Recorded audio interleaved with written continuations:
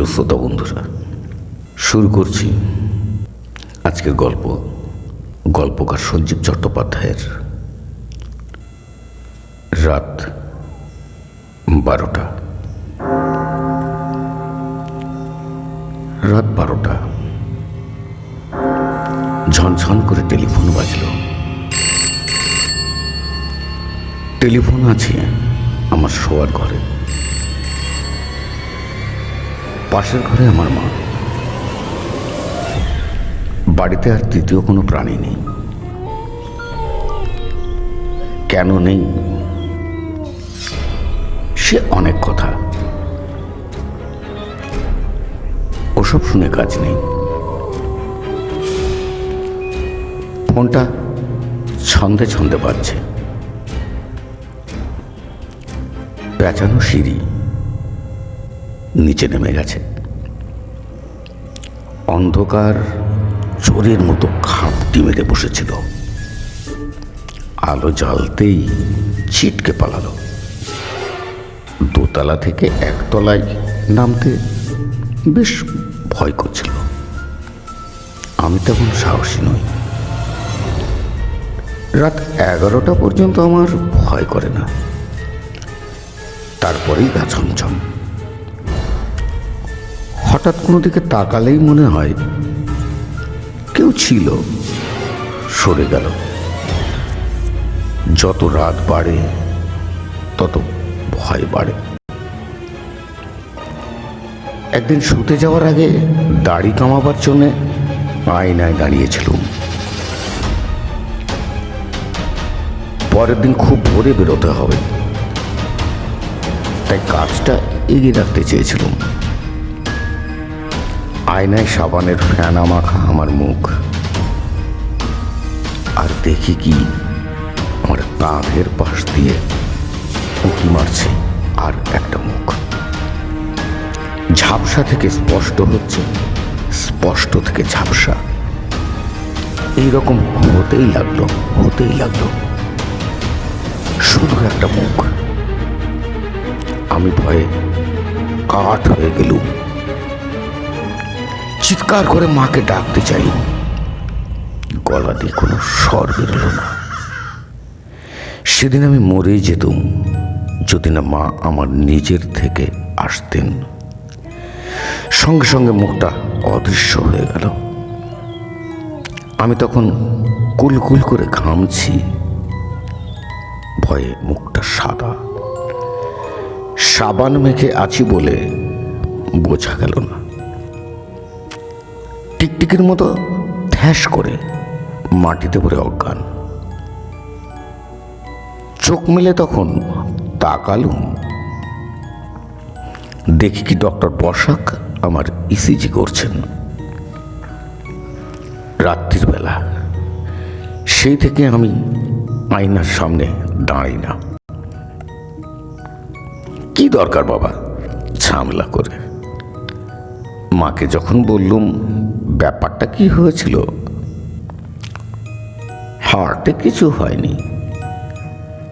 আমার পেছনে কেউ এসে দাঁড়িয়েছিল। আয়নায় আমি তার মুখ দেখেছিলাম। মা খুব সাহসী। এক কথায় উড়িয়ে দিলেন। বললেন, জানবি পেটটাই সব, মুড়ি আর ভুড়ি, পেট থেকেই সব আসে। অত ঘুগনি ফুচকা আলুর চপ খেলে ভূত পেট দৈত্য দানব সবই দর্শন হবে।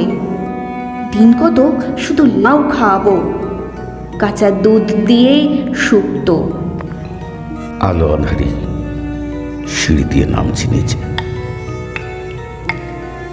দোতলার আলোর আভায় যতটুকু দেখা যায়।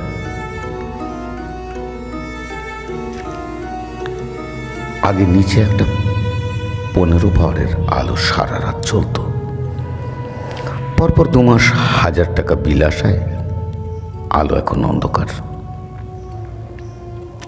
নিস্তব্ধ মাঝরাতে ফোনের শব্দ বিরক্তিকর। নিশ্চয় রং নম্বর, তুলতেই হবে। তা না হলে বাজনা থামবে না। বৈঠকখানার আলোটা জ্বালতেই অন্ধকার সব হুটোপুটি করে ফার্নিচারের তলায় তলায় ঢুকে গেল। টেলিফোন যন্ত্রণাকে খুব উজ্জ্বল দেখাচ্ছে। যখন বাজছে মনে হচ্ছে কাঁপছে। রিসিভার তুলে বললুম, হ্যালো। ওপাশে কিঞ্চ করে একটা শব্দ হলো। বরফের মতো ঠান্ডা একটা বাতাস যেন ভেসে এলো এপাশে।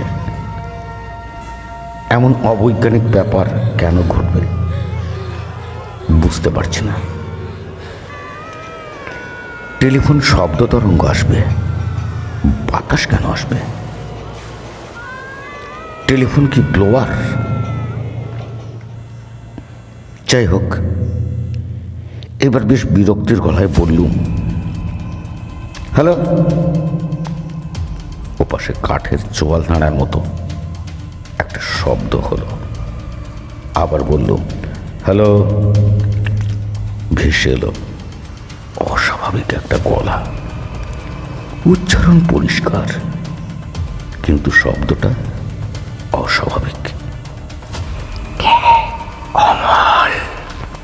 অমল বলছি। আপনি কে? আমি প্রকাশ। কে প্রকাশ? প্রকাশ গাঙ্গুলি। আর একটু হলে আমার হাত থেকে রিসিভারটা পড়ে যেত। প্রকাশ গাঙ্গুলি মানে? ইয়ার কি হচ্ছে মাঝরাতে? প্রকাশ গাঙ্গুলি ফিরোজাবাদ রেল অ্যাক্সিডেন্টে মারা গেছে এই কদিন আগে।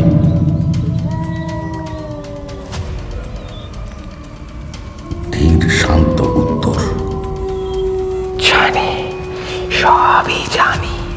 ডেড বডি আমিও দেখেছি। অনেকক্ষণ পাহারা দিয়েছি একা বসে বসে। তারপর সবাই এলো, শনাক্ত করলো, পোস্টমর্টম হলো, ডেথ সার্টিফিকেট নিল, নিমতলায় দাহ হলো। সবই জানি। এ আবার নতুন কথা কি? আমার মৃত্যু সংবাদ আমি জানবো না? মরা মানুষ ফোনে কথা বলে, এমন কথা আমি শুনি। এসব বদমাইশি, মানুষকে ভয় দেখানো। মারা গেলে মানুষের আর কিচ্ছু থাকে না, সে আবার টেলিফোন করবে কি করে? ওপার থেকে একটা হাসির শব্দ ভেসে এলো। এক ঝলক ঠান্ডা বাতাস, হাসির পরেই কণ্ঠস্বর। মনে হচ্ছে কেউ যেন ইস্পাতের নলের ভেতর দিয়ে কথা বলছে। তোর কোনো ধারণা নেই অমল, মৃত্যুর পর মানুষের আর কোনো বাধা থাকে না, যা খুশি তাই করা যায়। এখনই আমি তোর সামনে গিয়ে দাঁড়াতে পারি, কিন্তু তুই ভয়ে অজ্ঞান হয়ে যাবি।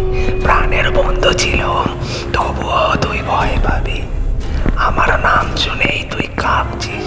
সামনে গিয়ে দাঁড়ালে কি হবে তোর ভালোই জানা আছে। তুই কার ফোনে কথা বলছিস? পৃথিবীর সব ফোন এখন আমার, সব রেডিও টিভি স্টেশন এখন আমার। তোর রেডিওতে কলকাতা কদর আমার গলা শুনতে পাবি। তোর ওখানে এখন দিন না রাত? তোরা আলো আর কালো ছাড়া কিছু জানিস না। এছাড়াও একটা কিছু আছে, এখানে না এলে বোঝা যাবে না। থাক, কাজের কথাটা বলে নেই। ডানকুনিতে আমার ভর্তি থাকে। জানি, তুই আর আমি অনেকবার তার বাড়িতে গেছি। বেশ, এইবার শোন, তোকে একটা কাজ করতে হবে। দিদি আমাকে একটা হার দিয়েছিল, বলেছিল বউবাজারে বিক্রি করে যা পাওয়া যাবে সেই টাকা তাকে দিয়ে আসতে। তারা একটু অর্থ কষ্টে আছে। হারটা আমি বিক্রি করে 5,000 টাকা পেয়েছিল। টাকাটা আমি দিয়ে আসতে পারিনি। তোকে সেই কাজটাই করতে হবে। অত টাকা আমি পাবো কোথায়? বলছি বলছি সব বলছি, একটু ধৈর্য ধর। টাকাটা তোকে চুরি করতে হবে। কোথা থেকে চুরি করবো? আমি চোর নাকি? ব্যস্ত হোস না, মন দিয়ে শোন। আমাদের বাড়িতে যাবি, দেখবি সবাই শোকে কেমন যেন হয়ে আছে। তুই একটু সান্ত্বনা টান্তনা দিবি, দিতে দিতে বলবি, মাসিমা, প্রকাশের কাছে আমার একটা ক্যাসেট ছিল, শোনার জন্য নিয়েছিল। সেটা আমি আবার আর একজনের কাছে থেকে এনেছিলাম। সে চেয়েছে ক্যাসেটের র্যাকটা একবার দেখব। যে র্যাকে ক্যাসেট থাকে সেখানে যাবি, ডান দিক থেকে 16 নম্বর ক্যাসেটটা টেনে বের করবি। দেখবি কাপ আছে, ক্যাসেট নেই, পকেটে ভরে ফেলবি। ওদের সামনে করবি না, সোজা চলে আসবি বাড়িতে। এবার করবি, দেখবি 10টা 500 টাকার নোট ভাঁজ করা। এইবার দ্বিতীয় কাজ, ডানকুনিতে গিয়ে দিদির হাতে দেওয়া। বন্ধু হিসেবে এই কাজটা তোকে করতেই হবে। একটা কথা আমার বাড়িতে কেউ যেন না জানতে পারে। যদি ক্যাসেটে কিছু না থাকে?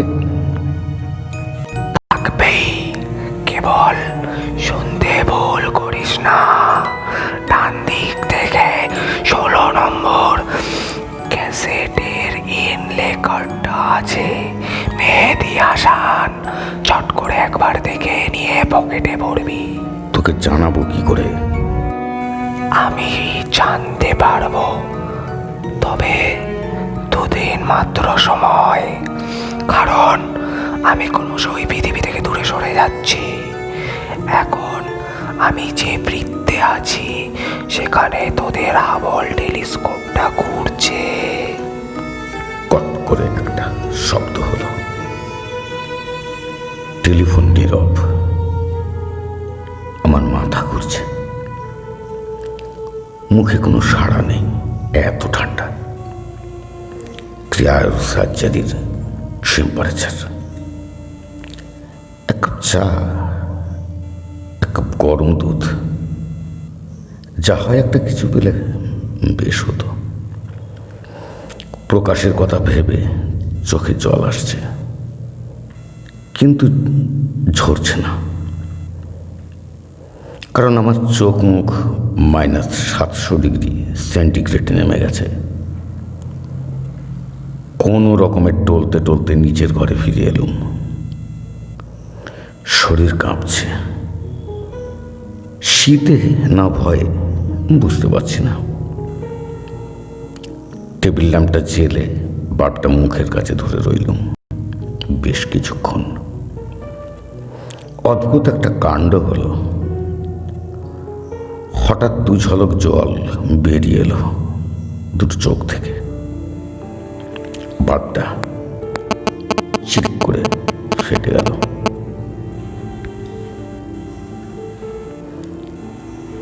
সকাল 10টা। প্রকাশদের তালতলার বাড়িতে ঢুকছি। কেন জানি না, কেবলই মনে হচ্ছে আমি একটা চোর। উল্টো দিকের ফুটপাত থেকে একটা কিশোর কণ্ঠ ভেসে এলো। অমল কাকু। চমকে তাকালুম। অচেনা একটা বালক দাঁড়িয়ে আছে। হঠাৎ দেখি সে নেই। কি হলো? সাত সকালেই এমন চোখের ভুল? স্বপ্ন দেখছি নাকি? দোতলায় সকলের গলা পাচ্ছি। প্রকাশের মায়ের সঙ্গেই প্রথমে দেখা হলো। মাসিমা আর আগের মতো নেই, থাকাও সম্ভব নয়। আমার হাত দুটো ধরে খানিক কাঁদলেন। আমার চোখেও জল এলো। ঘরে গিয়ে বসলুম। এ কথা সে কথার পর আসল কথাটা বললুম। মাসিমা, প্রকাশকে একটা ক্যাসেট দিয়েছিলাম শুনতে, সেটা আমি আবার এনেছিলাম অন্য আরেকজনের কাছ থেকে। ওর ক্যাসেটের র্যাকটা একবার দেখব? হ্যাঁ, দেখো না, তুমি তো এবারে সবই জানো। যে তাকে ক্যাসেট সাজানো থাকে সেখানে গেলুম। প্রকাশ গান শুনতে খুব ভালোবাসত। পরপর সাজানো ডান দিক থেকে 16 নম্বর। একটু আড়াল করে দাঁড়িয়েছি, ভয় করছে যদি কেউ পাশে এসে দাঁড়ায়। সময়টা আমি ভালোই নির্বাচন করেছি। প্রকাশের দাদা অফিসে বেরিয়ে গেছেন, বোন নেই স্কুলে। ওর ফিরতে ফিরতে 11টা। গুনছি 1, 2। হঠাৎ একটা ক্যাসেট আপনি খানিকটা বেরিয়ে এলো। গুনে দেখলুম সেইটাই 16। শরীরটা শিরশির করে উঠল। তার মানে প্রকাশ আমার পাশে আছে। মনে হতো মাসিমাকে একবার বলি, প্রকাশ এই ঘরেই আছে, আপনি দেখতে পাচ্ছেন না। বেরিয়ে আসা খাপটা ধরতে ভয় করছে। অশরীরীর আঙুলে যদি আঙুল ঠেকে যায়। খাপটা হালকা ঝট করে দেখে নিলুম। মেহেদি হাসান, সোজা পকেটে। মাসিমা জিজ্ঞেস করলেন, পেলে বাবা? পেয়েছি। গান খুব ভালোবাসতো, খুব ভালোবাসতো গান। বলতে বলতে কেঁদে ফেললেন। আমারও গলার কাছটা গলা পাকাচ্ছে। কোনো রকমে বলতে পারলুম, আসছি মাসিমা। সিঁড়িতে নামছি। কোথায় বেশ জোর গলায় একটা টিকটিকি শব্দ করলো। Tick tick. অর্থটা বুঝতে পারলুম। বলতে চাইছে, ঠিক ঠিক। কোথাও কোনো সময় নষ্ট না করে সোজা বাড়িতে। ভয়ঙ্কর একটা উদ্বেগ। ভেতরে টাকাটা আছে তো? সিঁড়িতে উঠতে উঠতে খাপটা খুললুম। আছে ভাঁজ করা 500 টাকার নোট।